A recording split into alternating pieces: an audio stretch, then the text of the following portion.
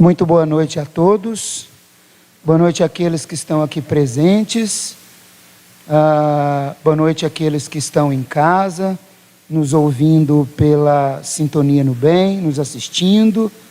Boa noite a todos aqueles nossos irmãos que vão nos assistir em outro momento, né? Boa noite a todos aqueles nossos irmãos, às vezes do plano espiritual, às vezes não sempre, né? Que estão nos prestigiando muito mais do que as presenças físicas, né? Que estão aqui. Boa noite, Voneir. Acho que tem que... Não ligou aí, liga.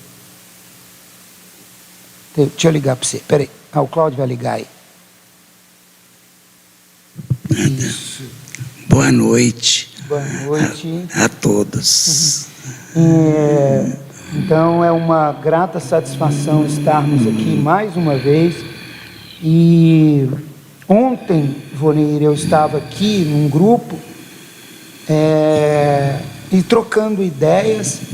E essa semana eu coloquei meio que um desabafo, né? No grupo.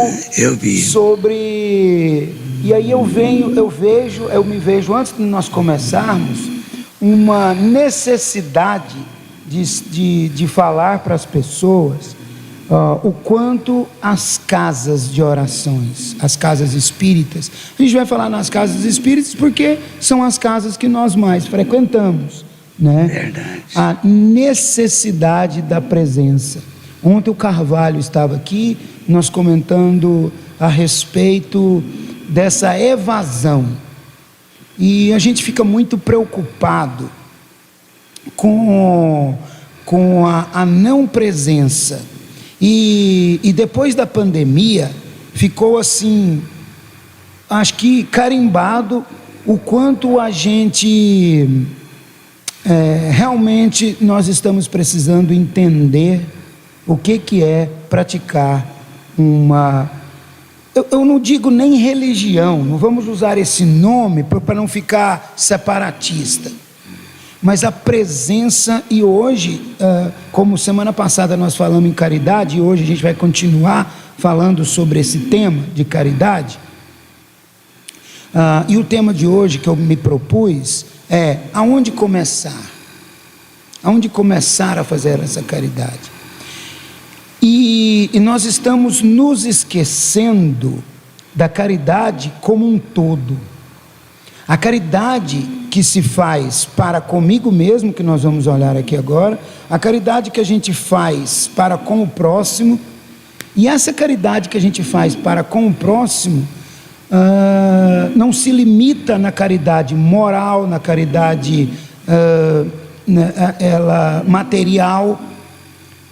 Não só nesses aspectos, mas na caridade onde que eu faço doando-me como pessoa.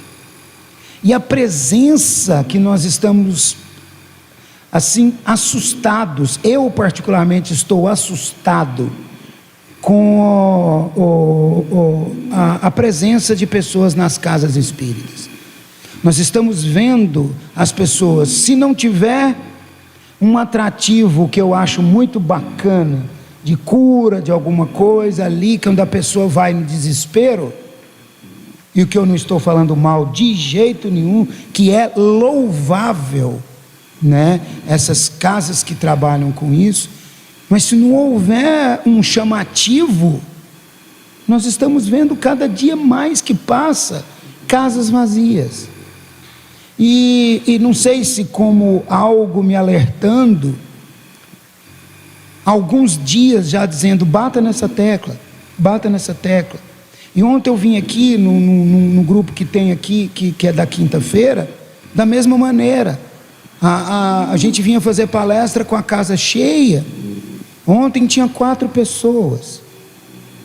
Aí você fala assim, o efeito férias, as pessoas estão de férias. Óbvio, nós temos que viajar, nós temos que divertir, nós temos que fazer muitas coisas. Mas e quando não estão nas férias? Nós estamos vendo essa evasão, né? Então isso me preocupa muito. Porque, mas você pode ser rude em dizer assim, quem não vem está perdendo. Mas a gente não quer que as pessoas percam, né, Voni? A ideia não é essa. A ideia não é, cada um para si. Não, estamos juntos. Para quê? Para quê? Para evoluirmos juntos. Então nós entendemos essa necessidade. Nós entendemos essa necessidade até porque, como um ato de caridade para com o meu irmão, se nós somos espíritas e acreditamos na vida após a morte, numa existência pós-morte, esses nossos irmãos que estão sendo tratados, que na maioria das casas espíritas existem tratamentos espirituais, são locais de tratamento. Esses nossos irmãos que não têm a condição, que precisam do fluido animalizado, o que nós estamos fazendo para isso? Olha que não depende de dinheiro, depende da minha vontade de ir e fornecer energias, ectoplasmas, chame como quiser, para esses nossos irmãos que estão necessitados. É um ato de caridade, que às vezes eu estou bem, né? Quando eu estou bem, estou na minha zona de conforto, então eu não procuro muita coisa. Mas e qual que é o ato de doar-se? Doar para com o meu irmão, doar para com aquele que precisa, que necessita. Aonde que fica isso em mim? Aonde que fica isso na minha forma de ser caridoso? Então nós imaginamos isso, e isso nos preocupa enquanto seres encarnados. O que nós estamos fazendo? Então é um chamamento, é um alerta para as pessoas, que façamos a nossa parte, ou vamos. Quantos de nós chamamos alguém para vir? Quantos de nós propagamos o Espiritismo? Qual que é a nossa o nosso real trabalho enquanto espíritas? Nós estamos fazendo isso? Nós estamos chamando um irmão, chamando um amigo, um colega? Nós estamos mostrando os benefícios da casa espírita? Nós mostramos o verdadeiro ganho? Às vezes estamos falhando nisso. Por quê? Porque deixamos, não, eu faço por mim, né? Eu acredito nisso, eu acredito naquilo outro, eu acredito naquilo. Mas será que eu estou fazendo mesmo pelo meu próximo? Né? Então às vezes eu estou deixando de fazer. E é esse chamamento que às vezes nos faz necessários, que nos faz fazer a diferença. Eu estou levando meu filho para uma evangelização, eu estou mostrando o que é. Sinceramente, eu estou preocupado com a renovação. É tudo velho, as pessoas estão aqui, tem nenhum novo, tudo velho, tudo caindo nos dentes. Olha aí, os que estão sentados aqui, né? Não, vocês não estão não? Desculpa, né? É porque hoje eu vi um dado importante, porque a nossa idade, vocês que estão aqui, nós que estamos entre os 28 e aos 60, hoje nós nos consideramos jovens, mas nós estamos num grupo, nós estamos velhos demais para os jovens e jovens demais para os velhos. Nós estamos num limbo ali, né? Eu achei interessante isso, velho demais para os jovens e jovem demais para os velhos. Então nós estamos vendo só essa patota, nós estamos vendo uma renovação, e isso às vezes soa por um lado de brincadeira, mas às vezes é até um pouco grave. A gente não está vendo uma renovação, nós não estamos vendo pessoas enganjadas, e talvez, gente, por nossa falha, nós às vezes não estamos propagando, mostrando as coisas que nós deveríamos mostrar. Fica aqui um alerta para nós, enquanto espíritas, né? O que nós estamos fazendo para isso? Tá bom? Você queria completar alguma coisa, Voni? Mas você sabe que as pessoas ainda Chega o microfone mais. elas gostam muito, apreciam muito o fenômeno. Ah, com certeza. Muitas Nós ainda gostam. somos São Tomés demais, né? A gente precisa ver gosta para do crer. fenômeno. É. Você vê o próprio Chico mesmo, ele era procurado demais. Para quê? Para as psicografias.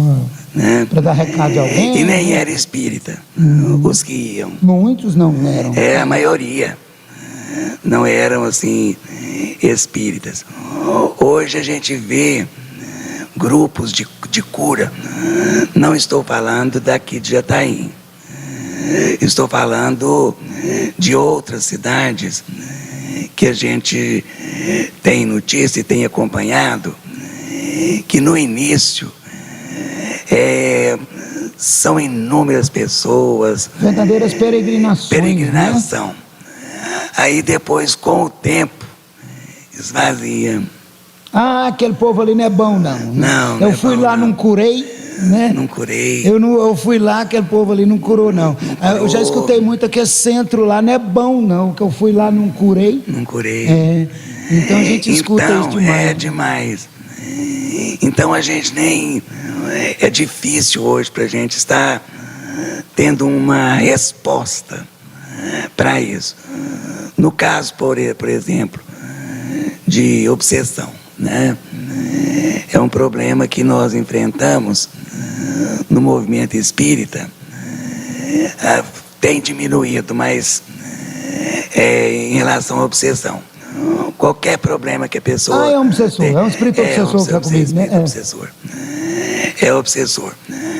Aí se ele vai ao centro e alguém fala para ele que ele está assim obsediado, e a pessoa fica, às vezes tem pessoa que fica satisfeita com aquilo, porque tira a responsabilidade dele.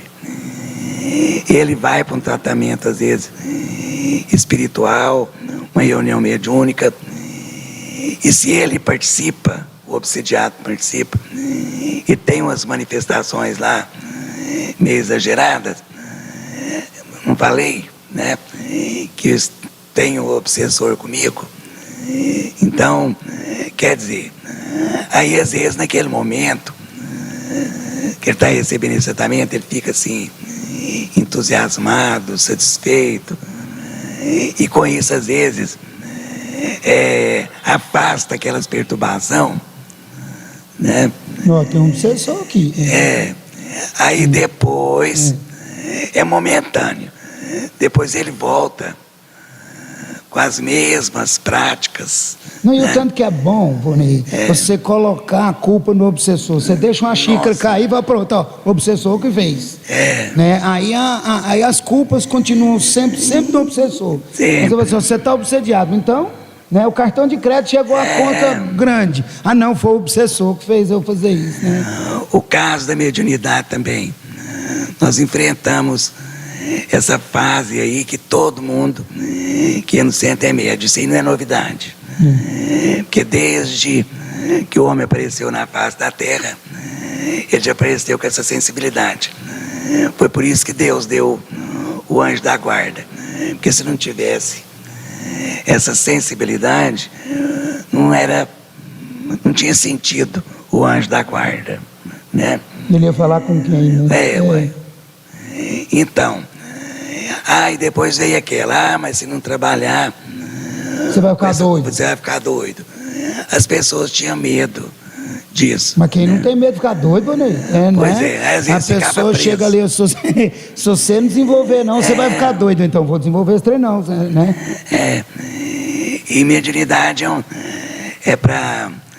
Ela, na verdade, cada um tem a sua sensibilidade, mas ela depende muito mais da mudança moral, espiritual, da predisposição mental. de cada um, né?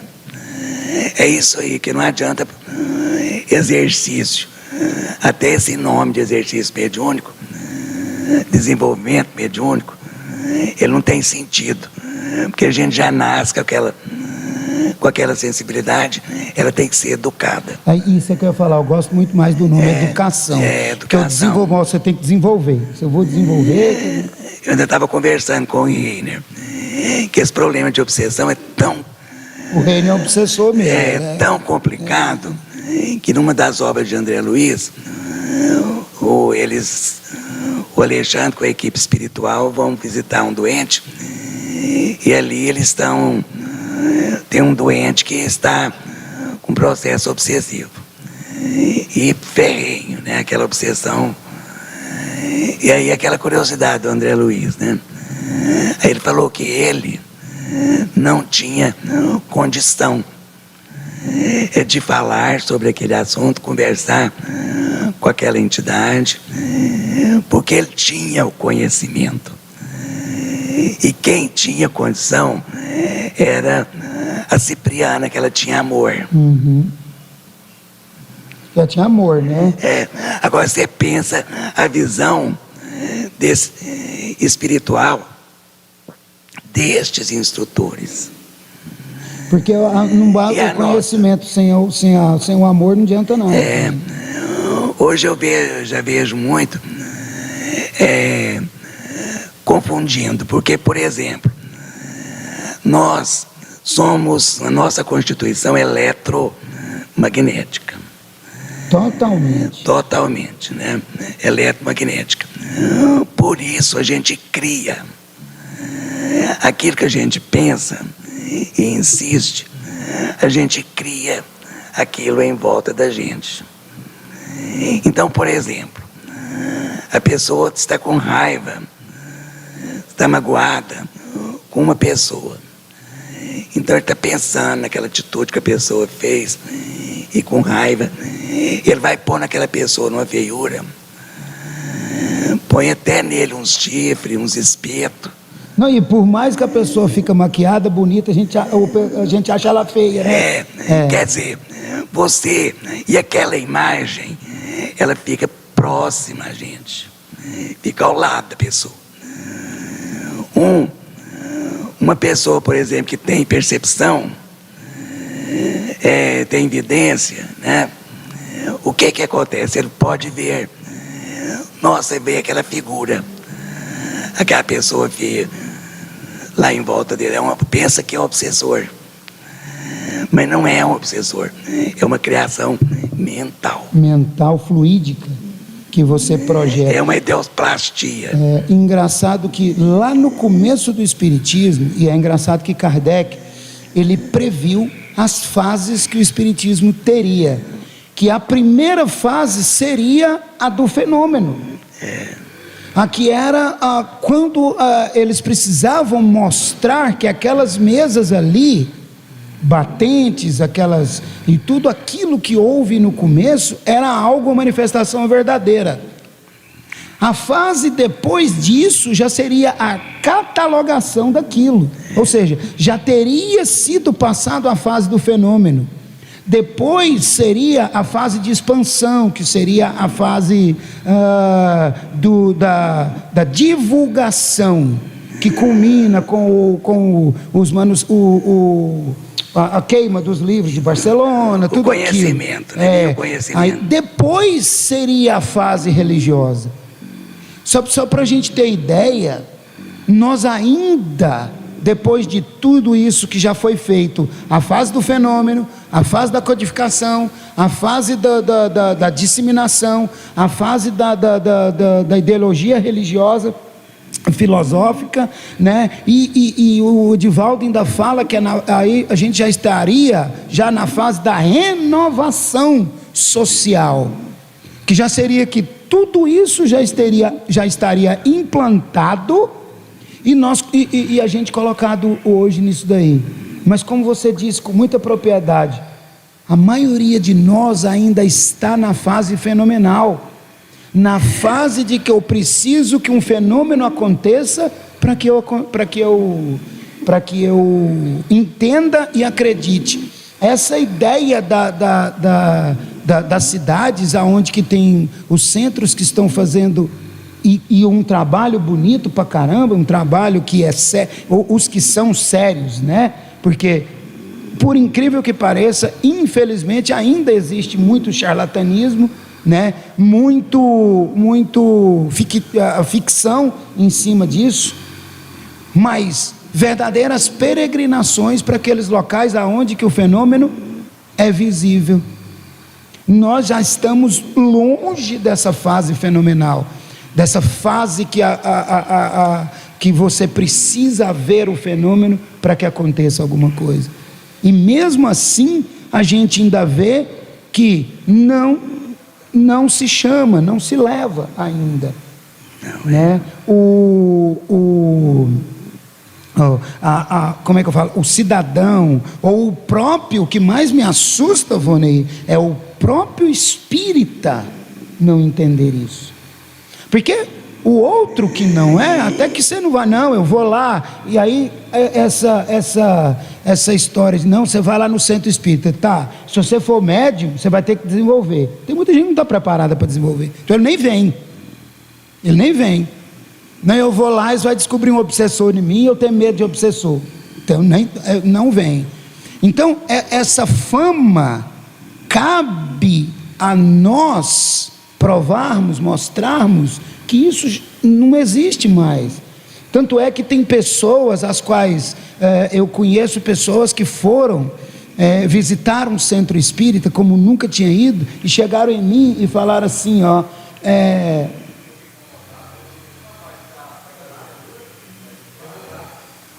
tá joia. O que acontece?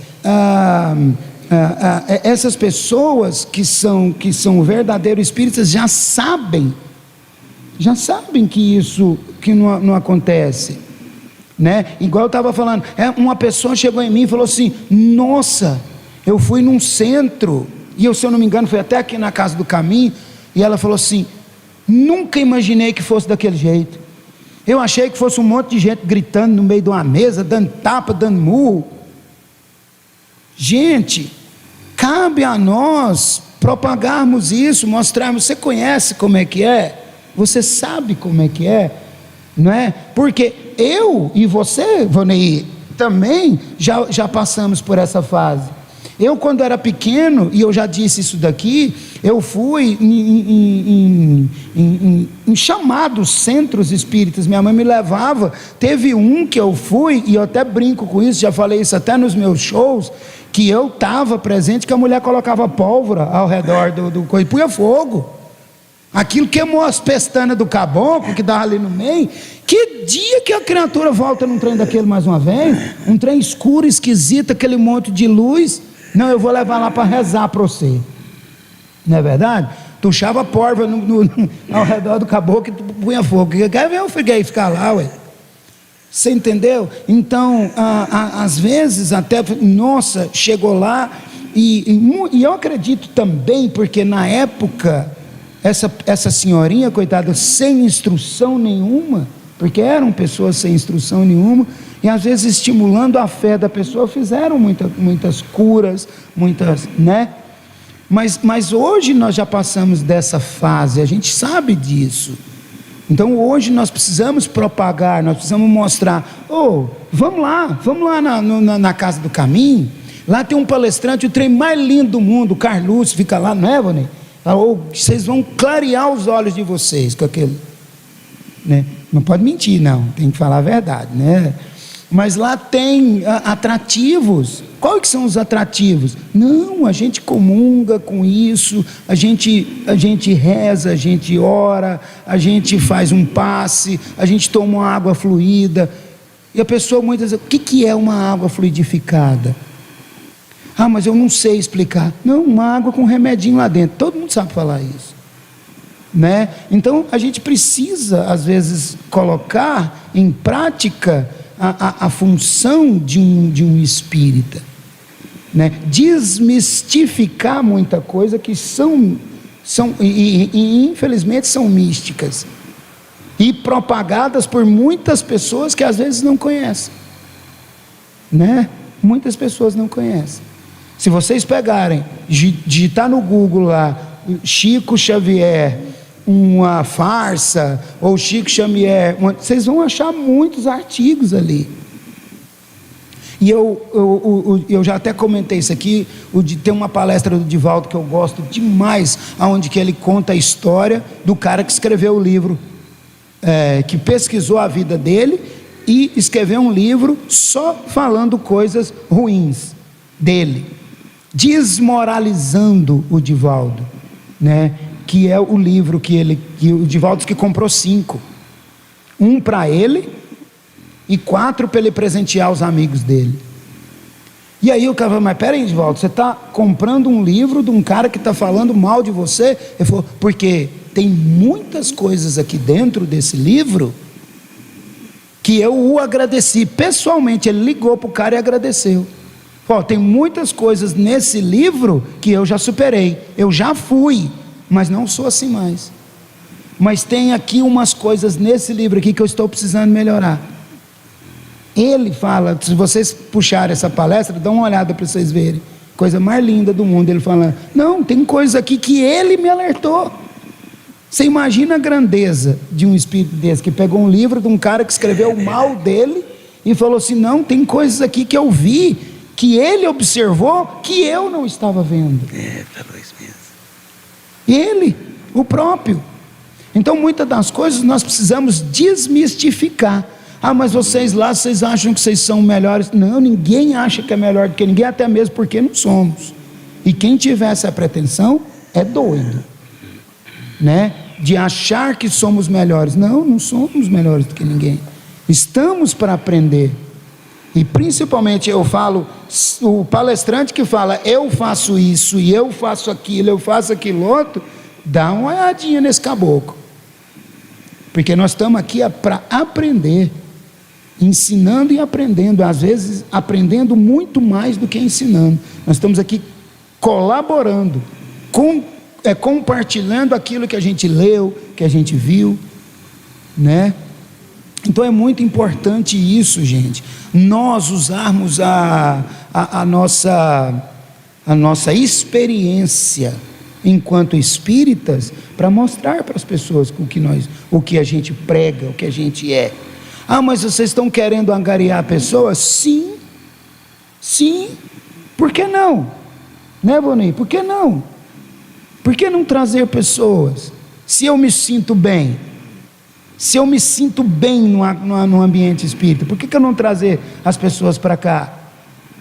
Porque raramente a gente fala assim: nossa, eu fui nesse lugar lá, é ruim demais, vou chamar o Lênin para ir lá. O Lênin, vamos naquele lugar ali que lá é ruim demais. Não, ninguém faz isso, né? Geralmente eu chamo aquelas pessoas que não são caras para onde que eu gostei, para onde que eu fui, para onde que eu me sinto bem. Isso é um ato de caridade, isso é um ato de propagação, renovação, que nós estamos urgentemente necessitados de fazermos, né?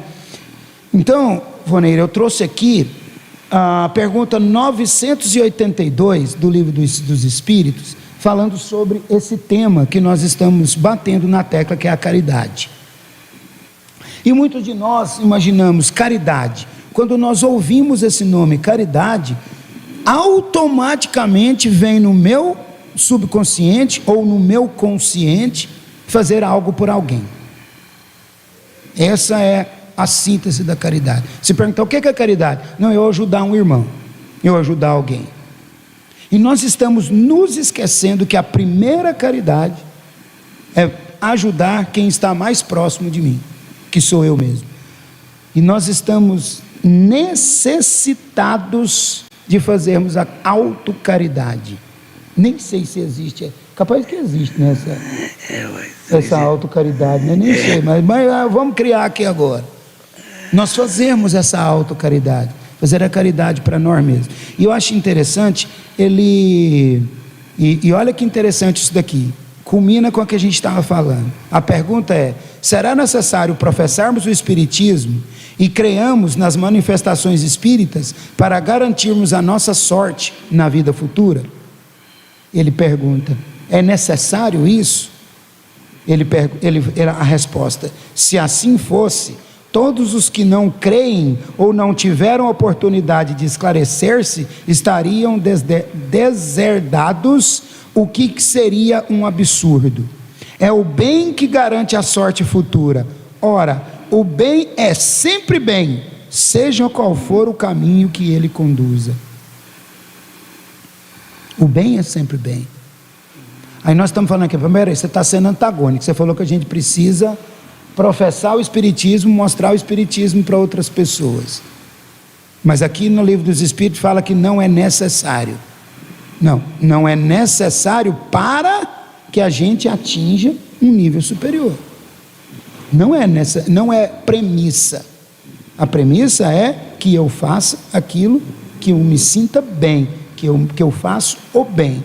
Esse sim é a grande premissa. E está aí a grande pergunta: aonde começar a fazer caridade? E eu já escutei muito essa pergunta: aonde que eu começo? Eu começo fazendo o quê? Eu quero praticar a caridade. Como que eu começo a caridade? Você começou fazendo por você mesmo? Como é que está o seu lar? Como é que está a sua casa? Como é que está a sua casa, que é o seu corpo? A casa do seu espírito? Como é que você está? Você está bem? Você está praticando algo para você mesmo? E a gente não imagina o quanto nós estamos necessitados disso, né? De olharmos para nós mesmos e nos perguntarmos: será que eu estou bem? Será que eu estou fazendo o bem? Como que as pessoas estão me vendo? Como que eu estou sendo visto? E principalmente, como que eu estou me vendo? Quando nós começamos a fazer essa pergunta, e quando nós levamos isso a outras esferas, pode prestar atenção o quanto nós nos assustamos, o quanto eu estou fazendo essa pergunta: você está se sentindo bem? As pessoas falam assim: eu estou bem. Essa é a primeira resposta.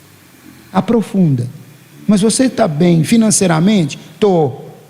Olha que beleza. Porque quase ninguém admite isso. Não, eu não estou bem financeiramente. Não, tá, beleza. Mas você está se faltando isso, está te faltando aquilo? Não, até que eu tenho isso. Não, mas então? Mas e você com você? Você está bem com você? Quantas vezes nós nos fazemos essa pergunta? Nós nos perguntamos, naquela conversa que a gente tem íntima com nós mesmos, porque nós temos a nossa consciência, isso é científico, não só espírita, mas nós conversamos com nós mesmos. Isso é psicologia convencional, freudiana, junguiana, qualquer uma vai te falar isso. Você conversa com você mesmo. Isso é óbvio. Eu falo, eu discuto comigo mesmo, apelo comigo mesmo, emburro comigo mesmo. Tem hora que eu fico sem falar comigo mesmo, de tanta coisa que às vezes eu discordo. Mas para que você fez isso? Nossa, mas você fez isso, mas você não devia ter feito isso de jeito nenhum. Tem dia que eu entro no supermercado, Vani, fazer compra. Aí eu chego lá, cara, para comprar sabão. Aí eu passo na gôndola de chocolate, como 14. Passo na outra coisa. A hora que eu chego no carro, eu falo assim: meu Deus, por que você não comprou só 2? Eu discuto comigo mesmo, eu fico bravo. Para que eu fiz isso? Não, mas não tem nada não. Aí eu desculpo e eu vou conversando comigo mesmo. Como que está? E comer chocolate. Como que está essa conversa com a gente mesmo? Já pararam para perguntar isso? Olha que quase ninguém que eu converso que presta atenção em como você está com você mesmo. Lembra daquela história que eles falam que os loucos que saíam conversando sozinhos na rua, não é verdade? Não tinha antigamente, hoje quase não tem doido na rua, né? Praticamente não tem. Mas antigamente tinha uns chamado vulgarmente de doido. Os doidos andavam na rua conversando com eles mesmos. E aí tinha aquela síntese, aquela falácia de que os loucos são felizes, porque eles não devem nada a ninguém, né? Se comeu, comeu, se não comeu, comeu. E não é assim. Como é que nós estamos? A nossa de médico e louco, todo mundo tem um pouco, né? Como é que está a nossa loucura interior? Aquela coisa que eu converso comigo mesmo. Como é que eu estou? Como é que estou eu? Já pararam para perguntar isso? Peraí, vou dar uma olhada aqui. Ou eu, como é que eu estou? E aí aquela sinceridade que só eu tenho para comigo mesmo. Porque ninguém tem. Se você me perguntar, Vonei, como é que eu estou? Como é que você me vê? Você tem uma visão minha, eu tenho uma visão sua, que quase nem sempre é a real, porque eu vejo estereótipo, eu vejo o interior, é aquela famosa história, aquilo é terra de ninguém, ou é terra minha. Não é que é terra de ninguém, é a minha terra. O meu íntimo, o meu interior, só quem realmente conhece ela sou eu mesmo, né? Então, como que está isso? Como que eu estou comigo mesmo? Talvez seria um grande start, um grande começo, eu me perguntar como eu estou. Eu tendo a resposta de como eu estou, vem a outra pergunta: o que você precisa? O que eu estou necessitando?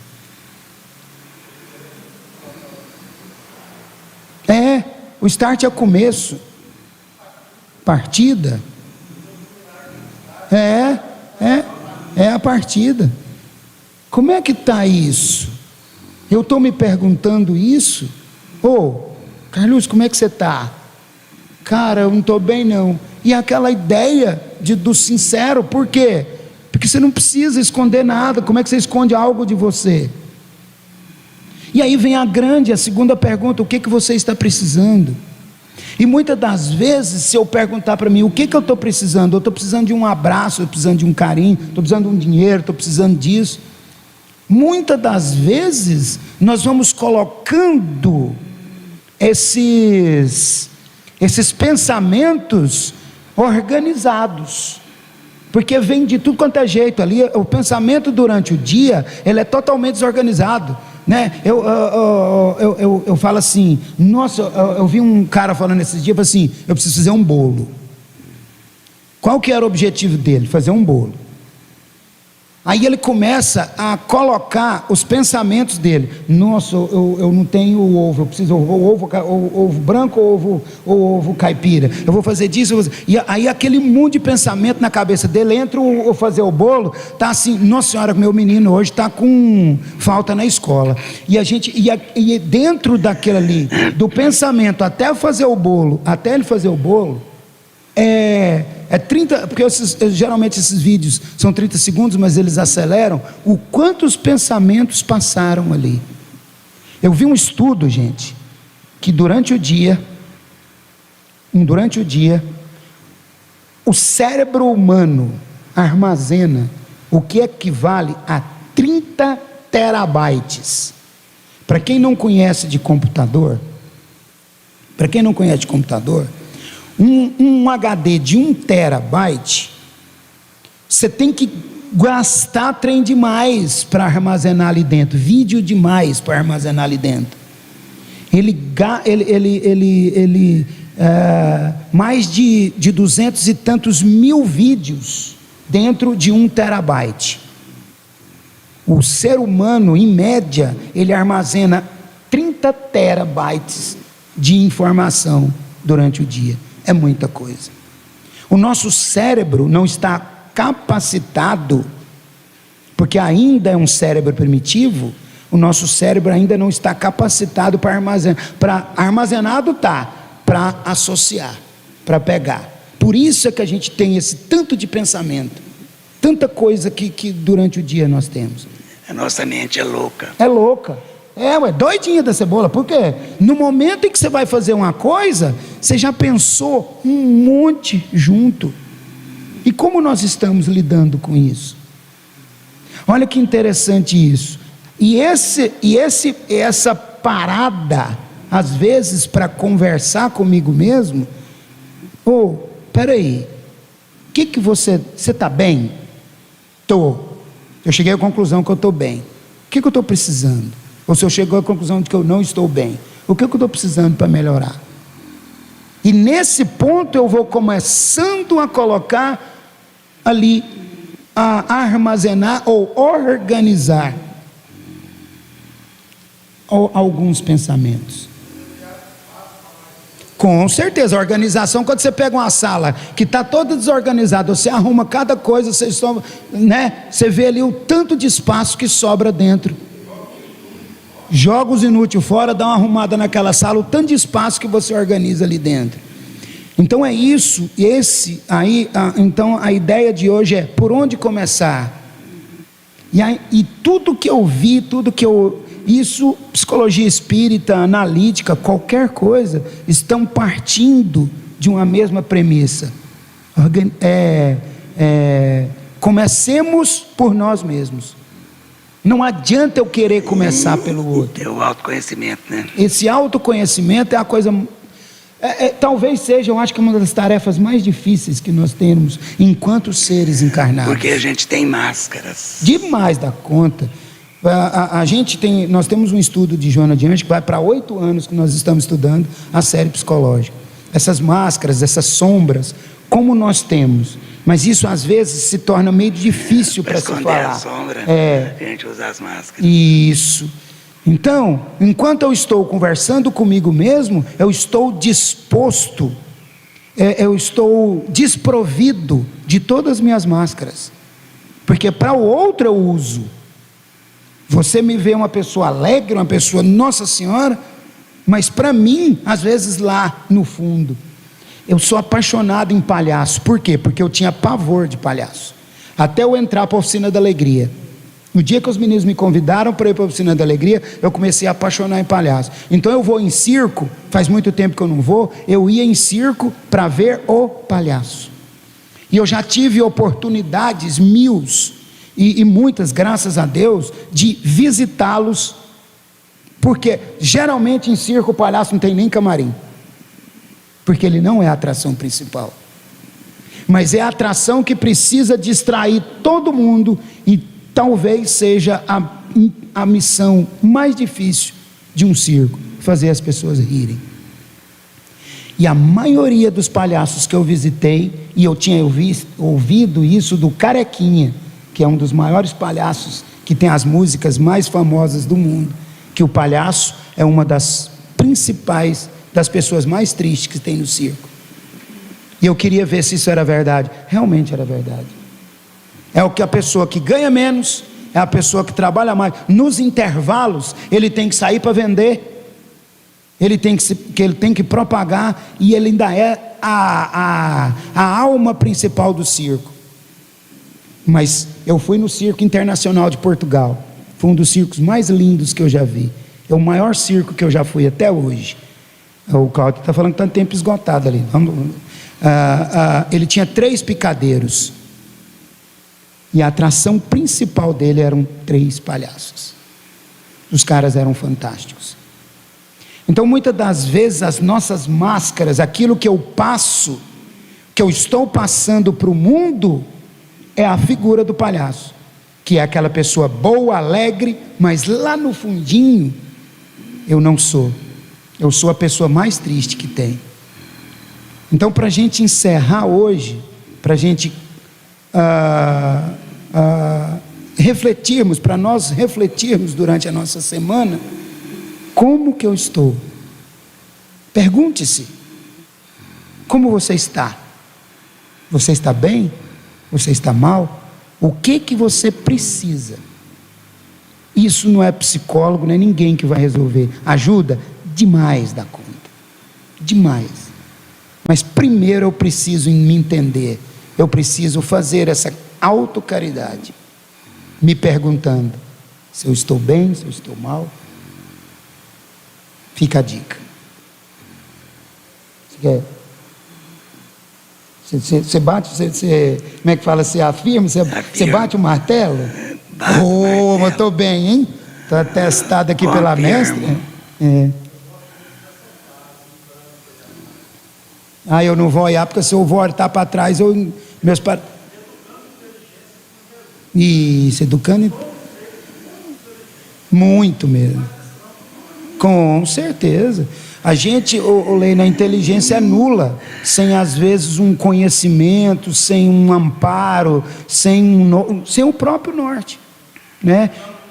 Se eu estou numa ilha com todo o meu conhecimento científico, se eu não souber achar água e comida, eu estou morto, né? Então fica a dica aí e o convite para nós essa semana, tá? Que Jesus nos abençoe sempre, nos dê luz, nos dê paz, nos dê essa sabedoria e esse conhecimento para que a gente consiga, tá? Muita luz e muita paz para todos.